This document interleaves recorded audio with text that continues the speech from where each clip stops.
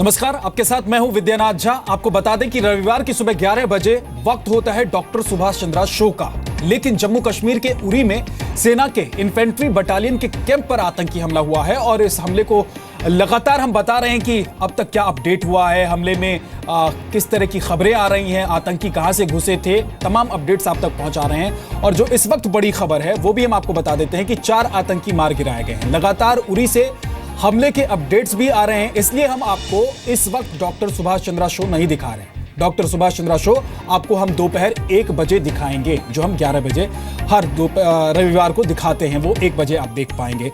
तो इस बड़ी खबर पर एक बार फिर से आपको अपडेट दे देते हैं, आपको बता देते हैं कि क्या हुआ है। अब तक 4 आतंकी जो घुस आए थे कैंप में, उनको सेना के जवान ने मार गिराया है। जम्मू कश्मीर के उरी में सेना की इन्फेंट्री बटालियन पर आतंकियों ने सुबह हमला बोला था। करीब 5:45 बजे आतंकियों ने हमला बोला और जिन 4 आतंकियों ने हमला किया था वो मार गिराए गए हैं।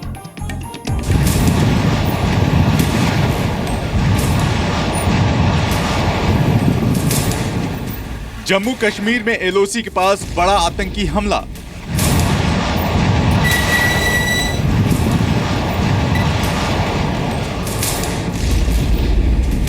उरी के आर्मी इन्फेंट्री बटालियन पर फिदायीन हमला।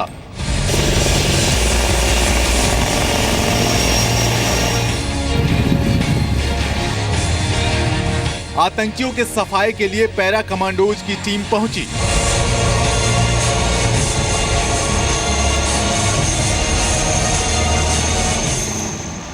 सेना और आतंकियों के बीच एनकाउंटर जारी।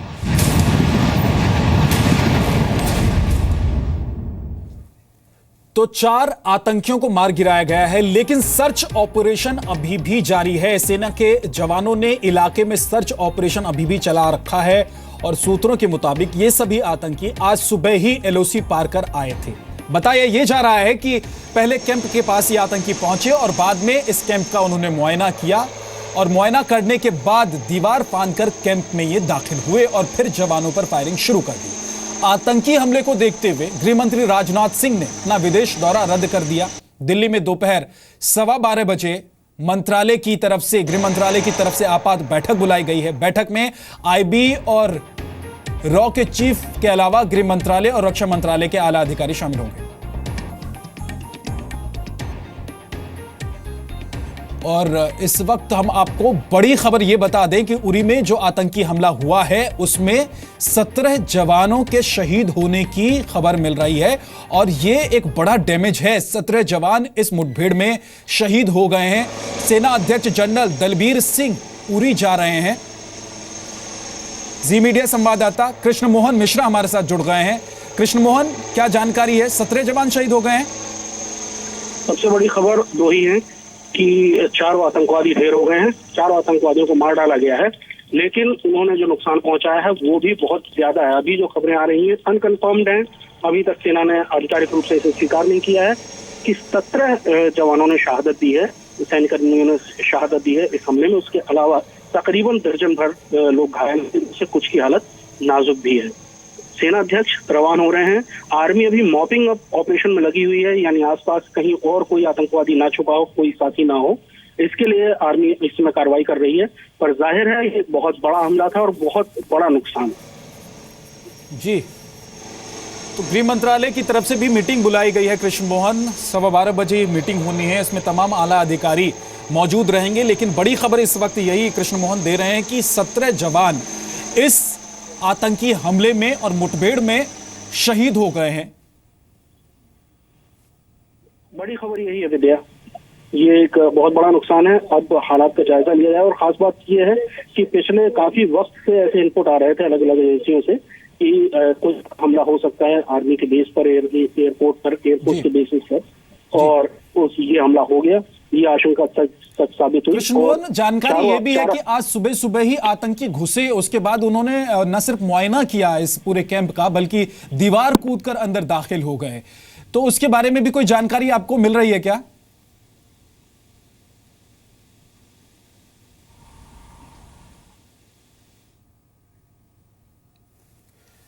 मनीष शुक्ला जुड़े हुए हैं हमारे साथ, लगातार वो भी अपडेट कर रहे हैं। मनीष, जानकारी ये है कि दीवार कूदकर अंदर कैंप में दाखिल हुए आतंकी सुबह सुबह ही उन्होंने एलओसी को क्रॉस किया था और उसके बाद उन्होंने इस पूरे कैंप का मुआयना भी किया, उसके बाद जाके 6 बजे ये हमला हुआ है। देखिए विद्या, हम लोग सुबह से इस बारे में बात कर रहे थे कि आतंकियों ने एक ऐसा वक्त चुना था, ऐसा टाइम चुना था जब ऐसे वक्त में जवान या तो सो रहा होता है या ड्यूटी बदल रही होती है। वो उस पोजीशन में नहीं होते हैं कि जब वो इतने बड़े अटैक का वो एक्सपेक्ट करें। और यहाँ पर अगर आप देखें तो सुबह करीब 5:15 पर पहला फायर हुआ था और 5:30 पर कैंप के अंदर फायरिंग शुरू हो गई थी और जवान तैयार नहीं थे। उसमें ज़्यादातर जवान या तो सो रहे थे या वो कैंटीन में थे और वो अपने आप को इस हमले से निपटने के लिए तैयार नहीं थे। और इसी वजह से जो मनीष, ये लगातार हम जानकारी दे रहे हैं, लेकिन मनीष, क्योंकि कृष्ण मोहन मिश्रा बता रहे हैं कि 17 जवान शहीद हो गए हैं। ये बहुत बड़ा आतंकी हमला इस लिहाज से भी कि 17 जवान शहीद हो गए हैं आतंकियों के हमले में। पठानकोट से बड़ा हमला भी इसे हम कह सकते हैं। गृह मंत्रालय का अब अगला कदम क्या है, अगला एक्शन क्या है, कोई जानकारी?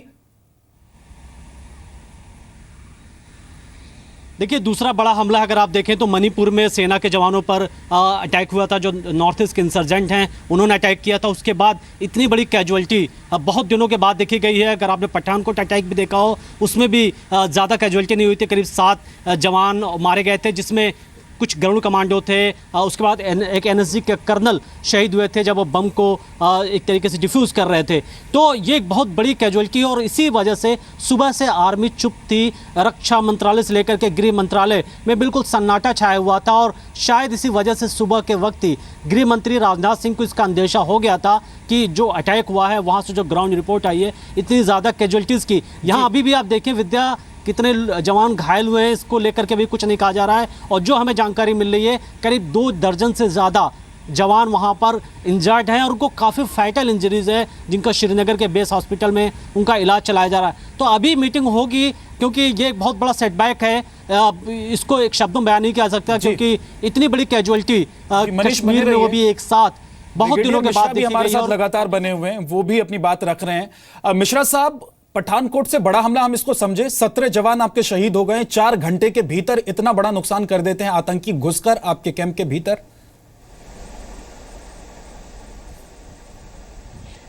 सही सी बात है।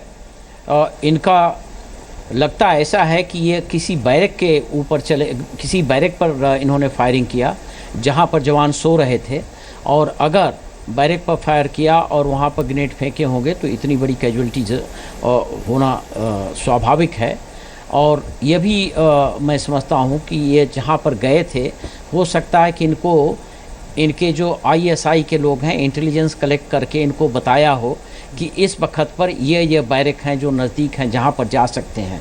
वाकई ये कैजुअलिटीज़ इतनी ज़्यादा हैं और वहाँ पर इतना डैमेज हुआ है कि ये एक बहुत बड़ा हमला है। लेकिन मैं ये भी कहना चाहूँगा कि इसके बावजूद भी, इतनी कैजुअलिटी के बावजूद भी वहाँ पर 4 जो आतंकवादी मारे गए हैं, इससे लगता यह है कि फिर भी भारतीय सेना के लोगों का मनोबल इतनी कैजुअलिटी के बाद भी लड़ने के लिए बिल्कुल ऊपर है। हालांकि हमको ये हमेशा इंश्योर करना चाहिए कि हमारी मिनिमम कैजुअलिटी हैं। आर्ट ऑफ वारफेयर यही है कि हमको हमारी कम से कम कैजुअलिटी हो और दुश्मन की ज़्यादा से ज़्यादा कैजुअलिटी हो। लेकिन ये बड़ा हमला है। लेकिन बीडी मिश्रा साहब, जिस तरह से सुबह सुबह आतंकी वारदात को अंजाम दिया गया है, ये भी कहा जा रहा है कि उरी बहुत सुरक्षित सेक्टर माना जाता है, वहाँ पर सुरक्षा के भी बहुत तगड़े बंदोबस्त किए जाते हैं, अलर्ट भी रहता है लगातार, और उसके बावजूद कैंप में घुसकर आतंकी हमला होना, इसको थोड़ा आप समझा पाएंगे? इसको किस तरह से, कितनी गंभीरता से ली जाए? और 17 जवान आपके शहीद हो जाते हैं इन हमलों में। जहाँ तक उरी का सवाल है, ये उरी एक पहाड़ी इलाका है और ये उरी लास्ट पोजीशन है इंडियन आर्मी की लाइन ऑफ एक्चुअल कंट्रोल पर, जो उरी से मुजफ्फराबाद को रास्ता जाता है, सड़क जाती है। और चूँकि यहाँ पर हिली ट्रेन है, ब्रोकन ग्राउंड है और हिल्स में जंगल हैं, इसलिए इन्फिल्ट्रेशन यहाँ पर आसान हो जाता है पाकिस्तान के इन्फिल्ट्रेटर्स के लिए। एक बात। दूसरी बात, जहाँ तक सुरक्षा का सवाल है, जहाँ तक सेफ्टी का सवाल है, जितनी भी बॉर्डर पोस्ट हैं जो भी एक शॉप विंडो में हैं वहाँ पर सुरक्षा के उपाय अच्छे किए जाते हैं, लेकिन ये नहीं कहा जा सकता है कि हर जगह बिल्कुल फूल प्रूफ बुलेट वॉल हो, स्टील वॉल है। इसलिए पाकिस्तानियों ने जो आईएसआई के एजेंट हैं, टेररिस्ट हैं, इन लोगों ने उसका फ़ायदा उठाया और वहाँ पर आ गए हैं। और एक बात ये भी है बीडी मिश्रा साहब कि सुबह सुबह अगर आतंकी दाखिल होते हैं उसके बाद मुआयना कर लेते हैं पूरे इलाके का, तो इसका मतलब कोई ना कोई स्थानीय सपोर्ट उनको जरूर मिला है, कोई स्लीपर सेल जरूर यहां पर मौजूद होगा जो एक्टिव होकर इस पूरी घटना को, इस पूरे आतंकी हमले को अंजाम देने में इनकी मदद कर रहा होगा। आज के दिन में कश्मीर वैली पूरी जितने भी लोग पत्थर फेंक रहे हैं, जितने भी सेपरेटिस्ट लीडर हैं, यह स्लीपर सेल नहीं, यह डायरेक्ट एजेंट हैं पाकिस्तान के। अगर कोई आदमी जो भारत की Z+ सुरक्षा लेके यह कहता है कि पाकिस्तान जिंदाबाद, हम पाकिस्तान में जाके मिलेंगे और भारत हमारे ऊपर अत्याचार कर रहा है, कब्जा जमाए है, तो इससे ज़्यादा पाकिस्तानी एजेंट कौन होंगे? और ये तो आज नहीं, ये तो 2 महीने से चल रही हैं बातें।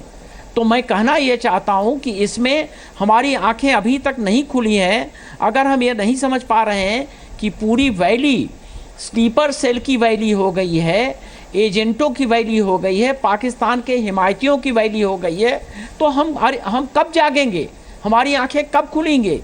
यह तो सेना की एफिकेसी है, वो इतने कारगर हैं कि अब भी वहाँ पर डटे हुए हैं। पाकिस्तान के मंसूबे बिल्कुल वहाँ पर प्रैक्टिकली अचीव नहीं हो रहे हैं।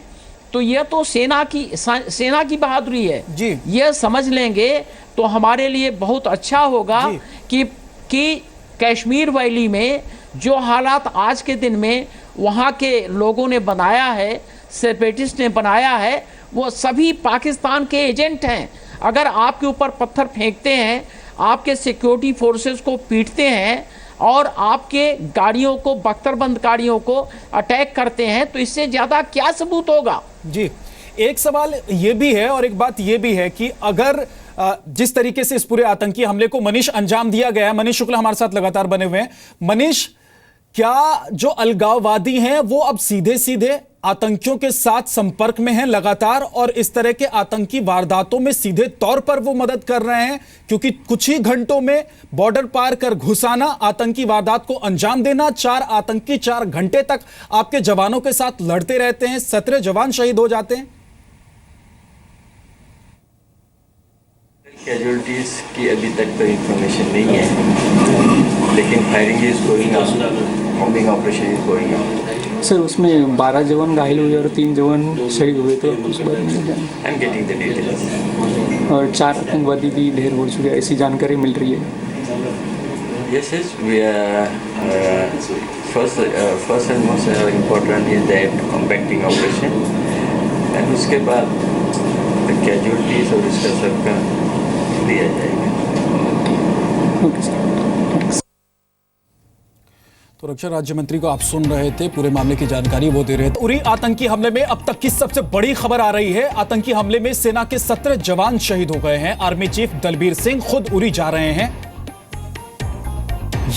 ये इस वक्त की सबसे बड़ी खबर हम आपको बता रहे हैं। 17 जवान शहीद हो गए हैं और उरी के लिए सेना अध्यक्ष भी, आर्मी चीफ दलबीर सिंह खुद उरी जा रहे हैं, यह भी जानकारी मिल रही है। सुबह 6 बजे के करीब आतंकियों ने इस आतंकी हमले को अंजाम दिया, जिसके बाद करीब 4 घंटे तक सेना और आतंकियों के बीच मुठभेड़ हुई। मुठभेड़ में 4 आतंकी जो घुस आए थे कैंप के भीतर, उनको मार गिराया गया, लेकिन काफी ज्यादा नुकसान सेना को भी हुआ है। 17 जवान शहीद हो गए हैं और बड़ी संख्या में बताया जा रहा है कि सेना के जवान घायल भी हुए हैं। हथियारों से लैस ये आतंकी थे जो सुबह सुबह दाखिल हुए बॉर्डर इलाके से और उसके बाद इन्होंने इस पूरे इलाके का, उरी के जिस कैंप पर आतंकियों ने हमला बोला, उस इलाके का मुआयना भी किया। मुआयना करने के बाद दीवार के रास्ते ये कैंप के अंदर घुसे और फिर अंधाधुंध फायरिंग इन्होंने की। 17 जवान शहीद हो गए हैं, कई जवान घायल हुए हैं। इन्फेंट्री बटालियन के कैंप पर आतंकियों का यह हमला हुआ।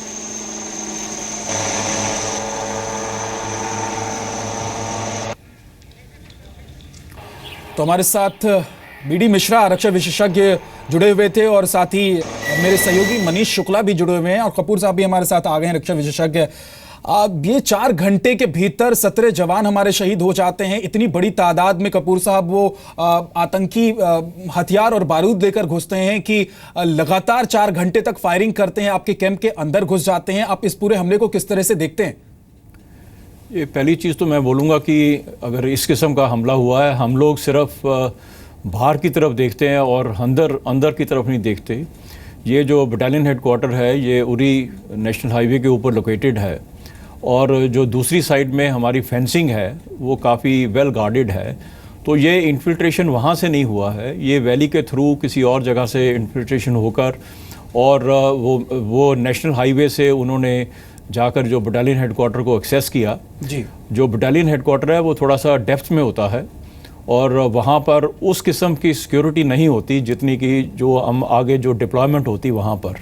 ये कोई कारण नहीं है कि सिक्योरिटी ना हो, लेकिन आपको ये बताना चाहता हूँ कि अगर कोई आत्मघाती हमला करना ही चाहता है, वो मरना ही चाहता है और वो हथियारों से लैस है, वो 4 आदमी सिर्फ आए थे और वो उसके अंदर उन्होंने सुबह के टाइम पर जब ये अंधेरा होता है उस समय उन्होंने उसमें इन्फिल्ट्रेट किया है। जी बिल्कुल। सर आपको रोक रहा हूं, मेरे सहयोगी मनीष शुक्ला हमारे साथ जुड़े हुए हैं। मनीष, रक्षा मंत्री भी रवाना हो रहे हैं क्या कश्मीर के लिए, उरी के लिए? देखिए, हमारे पास जो इस समय जानकारी आ रही है, प्रधानमंत्री ने रक्षा मंत्री को बोला है कि वो श्रीनगर जाएं और आर्मी चीफ को भी बोला गया है कि वो भी जाएं और उरी के भी जिस जगह पर कैंप में अटैक हुआ है वहां भी जाने को कहा गया है। तो प्रधानमंत्री खुद बहुत चिंतित है, जो हमें बताया गया है, और जैसे उनको एक खबर मिली है उन्होंने ये कहा है कि जवानों के इलाज से लेकर के और ये देखा जाए कि कैसे ये हमला हुआ है और पूरे सिचुएशन को देखने के लिए रक्षा मंत्री को बोला गया है। इसके साथ मैं आपको एक बहुत ज़रूरी बात बता दूं कि जो हमारे पास ऑफिशियल बयान आया है सेना का कहना है कि जब आतंकियों ने कैंप में फायर किया था वहां पर कुछ जवान टेंट में थे जो कहीं बाहर से ड्यूटी से लौटे थे और वहां पर वो रुके हुए थे और टेंट में आग लग गई और आग की वजह से ज़्यादा कैजुअलिटी हुई है। और आप सोच सकते हैं कितनी भयावह स्थिति रही होगी जब फायरिंग हो रही होगी और जवान टेंट में फंस गए होंगे, टेंट में आग लग गई, वो ग्रेनेड लॉन्च कर रहे थे और आग की वजह से बड़ी कैजुअलिटी हुई है। तो हो सकता है कि भी प्रधानमंत्री का थोड़ी देर में ही एक संदेश भी आया, लेकिन खुद जो हमें बताया गया, यही बात बीडी मिश्रा साहब भी कह रहे थे, अब से थोड़ी देर पहले ही वो बता रहे थे हमें कि हो सकता है आतंकी ने कैंप में जब दाखिल आतंकी हुए हों उसके बाद उन्होंने किसी ऐसे ग्रुप पर हमला किया हो जिसको लेकर बिल्कुल अनजान हो वो ग्रुप, और यही वजह है कि इतनी बड़ी तादाद में हमारे जवान शहीद हो गए। बीडी मिश्रा साहब, जैसा कि आप आशंका जाहिर कर रहे थे और आप बता रहे थे कि आतंकियों ने ऐसे किसी ग्रुप पर जरूर हमला किया होगा, तो अभी जो जानकारी सेना की तरफ से आ रही है वो भी यही है कि आतंकी घुसे, अंधाधुंध फायरिंग की और आग लगी एक कैंप में, उसकी वजह से भी बड़ी तादाद में हमारे जवान शहीद हुए हैं। बिल्कुल सही बात है। और मैं यह भी कहना चाहूंगा कि सर माफ कीजिएगा आपको रोक रहा हूं, बीजेपी के नौशेरा से विधायक हमारे साथ जुड़ गए हैं, शायद उनके पास भी कुछ जानकारी है। बताएं क्या जानकारी है आपके पास?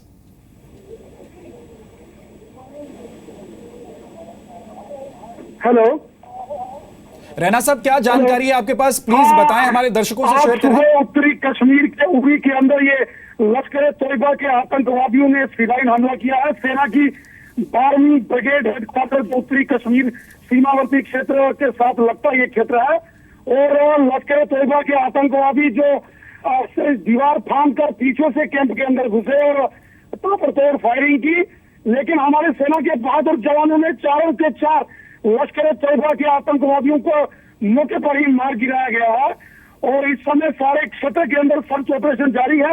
ऐसी आशंका है कि कहीं 1 से 2 और आतंकवादी हो सकते हैं। पाकिस्तान ने एक बार फिर यहाँ खूनी खेल खेला है, भारत माता को लहूलुहान करने का प्रयास किया है। पिछले दिनों के अंदर एक और सीमावर्ती क्षेत्र पुंछ, वहां के अंदर घुसपैठ कराई और वहां आतंकवादी फिदायीन हमला करवाया और आज इस प्रकार का एक दूसरी घटना 1 हफ्ते के अंदर ये जो कश्मीर के अंदर हुई है, देश की एकता और अखंडता के लिए पाकिस्तान बार-बार हमको चुनौतियां दे रहा है। भारत रैना साहब, क्या आपको लगता है इसमें अलगाववादियों की भी कुछ भूमिका हो सकती है, क्योंकि आज सुबह ही आतंकी दाखिल हुए, उसके बाद उन्होंने पूरे इलाके का मुआयना भी कर लिया, तो बिना जानकारी के, बिना किसी के सहयोग के, स्थानीय सहयोग के, क्या इतने बड़े आतंकी हमले को अंजाम देना संभव हो सकता है क्या? नहीं, बिल्कुल ही नहीं। पिछले दिनों के अंदर जो सेना की मिलिट्री इंटेलिजेंस है, आईबी है और सीआईडी के लोगों ने ये जानकारी दी थी कि पाकिस्तान के कब्जे वाले जो मुजफ्फराबाद के क्षेत्र है वहाँ 3-4 आतंकी कैंप चल रहे हैं। खासकर जो मुजफ्फराबाद के पास जंगल मंगल का आतंकवादियों का कैंप है, वहाँ भारी मात्रा में आतंकवादियों को ट्रेनिंग दी गई है।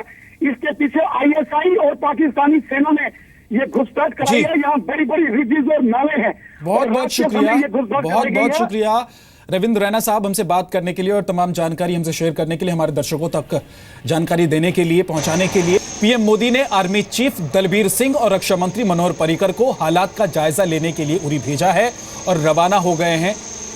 थल सेना अध्यक्ष और साथ ही रक्षा मंत्री मनोहर पर्रिकर जो इस पूरे मामले का जायजा लेंगे और इस पर मीटिंग भी बुला सकते हैं वहां पर। लेकिन इस बीच आपको बता दें कि गृह मंत्रालय की तरफ से भी एक हाई लेवल मीटिंग 12:15 बजे कॉल की गई है। अब से कुछ देर बाद ये मीटिंग भी शुरू हो जाएगी, जिसमें आईबी और रॉ के तमाम बड़े अधिकारी होंगे। साथ ही सुरक्षा से जुड़े सेना के भी बड़े अधिकारी शामिल हो सकते हैं। केंद्रीय गृह राज्य मंत्री हंसराज अहिर ने अब से कुछ देर पहले बयान दिया है, उन्होंने अपनी बात रखी है, आपको सुनवाते हैं वो क्या कह रहे हैं। पैरामिलिट्री फोर्सेस, गृह मंत्रालय और स्थानीय नेताओं ने मिलकर ऐसा कुछ अप्रिय घटना होने नहीं दी ईद के दिन, और इसी से चिढ़कर उन्होंने यहाँ पर मिलिट्री कैंप पर हमला किया है। हमारे जवानों ने उसका अच्छा जवाब दिया है। हमारे कुछ जवान शहीद जरूर हुए हैं, लेकिन तुरंत कार्रवाई के बाद में कुछ आतंकियों को वहाँ के जवानों ने मार गिराया है और कार्रवाई हो चुकी है, हो रही है और भी। लेकिन इसमें हमारा स्पष्ट ये कहना है कि ये सारे हमारे एलओसी के बाहर से आए हुए लोग थे। एलओसी पार करके अंदर आए थे। पाकिस्तानी आतंकवादी होने की खबर है और पाकिस्तान ने चिढ़कर आतंकी भेजकर ये हमला किया है। गृह मंत्रालय, हमारी भारत सरकार इस पर कड़क एक्शन ले रही है और किसी भी तरीके से हम इन चीज़ों को बर्दाश्त नहीं कर रहे हैं, ना करेंगे। जवाब पाकिस्तान को दिया जा रहा है और देते रहेंगे। और स्टूडियो में हमारे साथ रक्षा विशेषज्ञ अमृत कपूर मौजूद हैं और आपको मैं बता दूं कि अमृत कपूर जिस इलाके में आतंकियों ने हमला किया उस इलाके में तैनात रह चुके हैं, तो उस इलाके को भी बहुत अच्छे से वो समझते हैं और किस तरह से आतंकी इस इलाके में घुसते हैं, आतंकी वारदात को अंजाम देने की कोशिश करते हैं, उसको भी समझ सकते हैं। क्योंकि 17 जवान शहीद हो गए हैं, तो 17 जवान क्या आतंकियों ने इस तरह से हमला किया कि शहीद हो गए, या फिर ये एक एक्सीडेंट भी हो सकता है। आतंकियों ने जिस तरीके से हमला किया उसके बाद किसी बड़े ब्लास्ट के शिकार हो गए हैं हमारे जो जवान थे। कपूर साहब, आपको क्या लगता है कि ये आतंकियों के द्वारा डैमेज किया गया है या फिर सीधे सीधे उन्होंने हमला किया है, उसमें हमारा इतना नुकसान हुआ है? नहीं, ये कोई डायरेक्ट एक्शन का रिजल्ट नहीं है, ये मैं इसके लिए फुली कन्विंस्ड हूँ। और ये जो आतंकी अंदर आए हैं वो सुसाइड स्क्वाड है, तो वो अपने आप को ब्लास्ट भी कर देंगे। लेकिन हमारे जो सारे जवान हैं वो इतने ज़्यादा वो इंसुलेटेड होते हैं कि कोई भी फायर वगैरह हो तो उससे वो बचत हो सके। तो ये डायरेक्ट फायरिंग से ये कैजुअल्टीज़ नहीं हुई हैं। ये मेरे हिसाब से वहाँ पर कोई 2 यूनिट्स का हैंडिंग टेकिंग ओवर चल रहा था, तो उसके दौरान के अंदर कुछ एक ट्रुप्स जो टेंट के अंदर रह रहे थे और उसके अंदर जब इन्होंने फायरिंग किया उसके अंदर आग लग गई।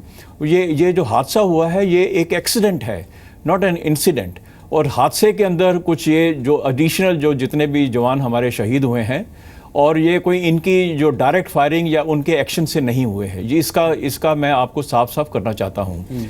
और ये जो आतंकी हमला भी यहाँ पर हुआ है, ये इतना आसान नहीं है कि वो चाहे वो कहा जा रहा है कि मुजफ्फराबाद से एलईटी ने किया है, वो सब चीज़ें मानने को हैं, लेकिन लाइन ऑफ कंट्रोल में जहाँ फेंसिंग है, जो लाइटेड है, वहाँ से इन्फिल्ट्रेशन करना इतना आसान नहीं होता। तो ये इस बार इन्होंने जो मॉडस ऑपरेंडी अपनाया है, ये कहीं और से इन्होंने इन्फिल्ट्रेट किया है। और ये जो बटालियन में ये जो उरी के अंदर बटालियन हेडक्वार्टर है, ये मेन रोड हाईवे के ऊपर लोकेटेड है और वहाँ पर इन लोगों ने इसके ऊपर सर्वेलेंस रखा है। एक सवाल ये कि पाकिस्तान से आकर हिंदुस्तान में दाखिल होकर मुआयना करने के बाद इस तरह के आर्मी कैंप की दीवारों को कूदकर घुसना इतना आसान होता है क्या? नहीं, देखो ऐसे है कि ये जो लाइन ऑफ कंट्रोल के ऊपर फेंसिंग लगी हुई है वो कोई ऐसी कोई फूल प्रूफ चीज़ नहीं है। और वहाँ पे कोई हाथ से हाथ पकड़ कर वो एरिया को कवर नहीं किया जाता है। ये वहाँ का बहुत ही एक जंगल वाला इलाका है, पहाड़ी इलाका है और 6-7 हज़ार फुट की ऊंचाई के ऊपर है ये वाला, और वहाँ से इन्फिल्ट्रेशन हो सकती है। ये आप कोई फुल प्रूफ नहीं होता कभी भी, लेकिन होनी नहीं चाहिए है। हमने जब आप बाहर की तरफ देख रहे हो तो आपने सारे प्रिकॉशन लिए हुए। मेरे हिसाब से ये इन्होंने किसी और इलाके से इन्फिल्ट्रेशन किया है और उसके बाद में इनको एक्सेस मिली है नेशनल हाईवे के थ्रू, और ये इन लोगों ने रात के अंधेरे के अंदर, क्योंकि आप हर एक जगह में नेशनल हाईवे में प्रोटेक्शन नहीं होता है, तो इन्होंने उसको बाईपास करके और आर्मी कैंप के अंदर उनको पीछे से जाकर जब वो मरने के लिए आए हैं तो उस समय उनको कोई फर्क नहीं पड़ता। क्या बिना पाकिस्तान की खुफिया तंत्र के सपोर्ट के, सहयोग के, पाकिस्तान से आए आतंकी इतनी बड़ी वारदात को, इतनी बड़ी घटना को, आतंकी हमले को अंजाम दे सकते हैं क्या? नहीं, ये तो सारा जो हमला ये प्लान किया है ये ISI प्लान करती है और कोई इसके अंदर कोई शक की गुंजाइश नहीं है। ये वो लोग प्लान करते हैं। और मैं आपको ये भी बताना चाहूँगा कि ये जब प्लान वहाँ होती है तो लोकल सपोर्ट के बिना नहीं हो सकता कभी भी। जब अगर ये लोग ने इन्फिल्ट्रेट करा, ये सिर्फ ये नहीं है कि इन्फिल्ट्रेट किया और जाकर सीधा अटैक कर दिया। ये इन्फिल्ट्रेट करके पहले अगर इन्होंने, जैसे आप बता रहे हैं कि इन्होंने उस इलाके का मुआयना किया, रेकी किया, तो वो अगर करना है, ये सब चीज़ें पहले कर चुके हैं वो।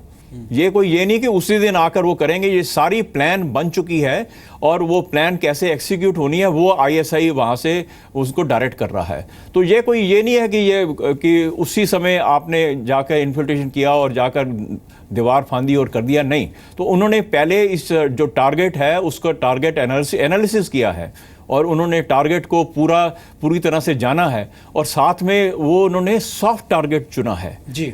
जो ये बटालियन हेडक्वार्टर होता है वहाँ पर एक किस्म का, उस किस्म की डिफेंसेस जैसे कहा जाता है, फॉरवर्ड लाइन ऑफ FDL कहते हैं हम, फॉरवर्ड डिफेंस लाइन, वैसी नहीं। कीजिएगा, आपको रोक रहा हूँ। उप मुख्यमंत्री अपनी बात रख रहे हैं, सुन लेते हैं जरा।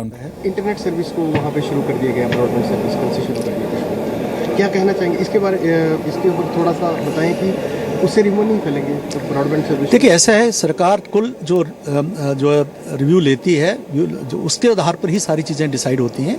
ये जो एक्सपर्ट्स हैं इस सारे मामले में वही इसके बारे में तय करते हैं।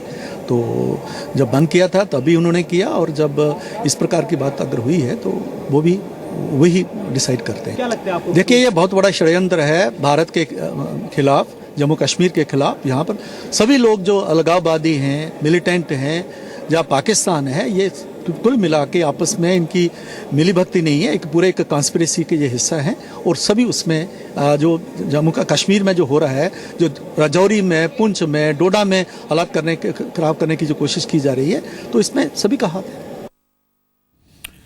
तो उप मुख्यमंत्री मान रहे हैं कि जो आतंकी घटनाएं हो रही हैं, वारदातें हो रही हैं, उसके पीछे तमाम वहाँ का जो लोकल सपोर्ट है वो भी पाकिस्तान के साथ है। वहाँ पर कुछ अलगाववादी तत्व हैं, कुछ आतंकवादी तत्व हैं जो इस तरह के हमलों को अंजाम देने में आतंकियों की पूरी मदद करते हैं। ना सिर्फ मदद करते हैं कि पूरा एक रोड मैप तैयार कर उन तक पहुंचाते हैं। और इस बीच पीएमओ में राज्य मंत्री जितेंद्र सिंह ने आतंकी हमले पर दुख जताते हुए ट्वीट भी किया है। उरी हमले में भारतीय जवानों की बहुमूल्य जिंदगी जाने से बहुत आहत हूं। क्या इन सर्वोच्च बलिदानों की देश कभी भरपाई कर पाएगा? जितेंद्र सिंह ने ये ट्विटर पर लिखा है। उरी में सेना के कैंप पर हुए आतंकी हमले की कठोर शब्दों में निंदा करता हूं। हमले में शहीद हुए जांबाजों के परिवार के साथ मेरी संवेदना है। राहुल गांधी कांग्रेस के उपाध्यक्ष हैं, उन्होंने ये बातें ट्विटर पर शेयर की हैं।